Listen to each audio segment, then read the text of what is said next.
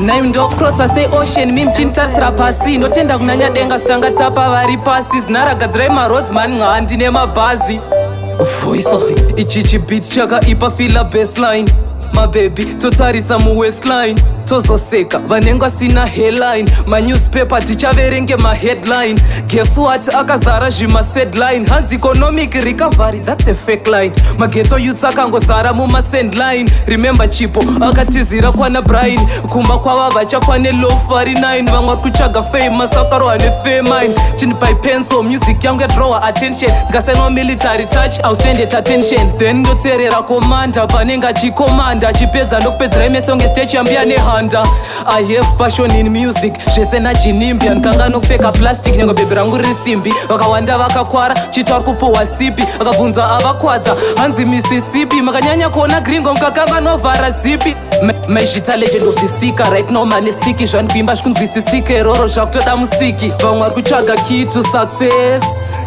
vamwe vari kupwanya do marepa sitengai property pane kunzi mune flow I don't take my relationship seriously kunyanya bhebhi rane ndasangana naro kushow hatizi mukoti but ndatitei order hauzi mukoti but there are kids on your shoulder but tairohwa nemugoti taisimbiswa nemaelder right now handizi goti but youare listening to my folder hanzi nabhebhi handizi hoti imbonoti ngatitaurei tichimboti tiri mboti and this whole thing of devoting and floating and this whole thing chekurwidzirana remoti haizi enga ingori sign yepoverty.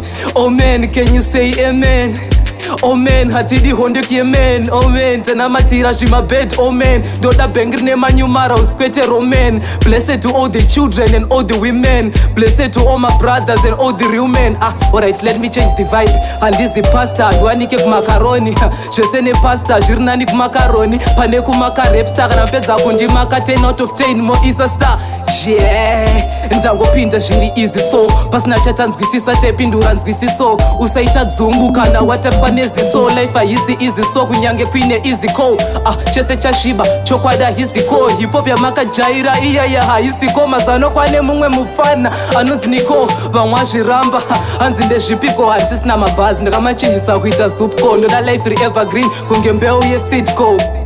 Yes, are you feeling it? Paida uri say eyo na shuri say amai man chati b-boy Shanti Jaden TVT said that we make it in life or we die trying. Hashtag be phenomenal, be forgotten. One end, voice of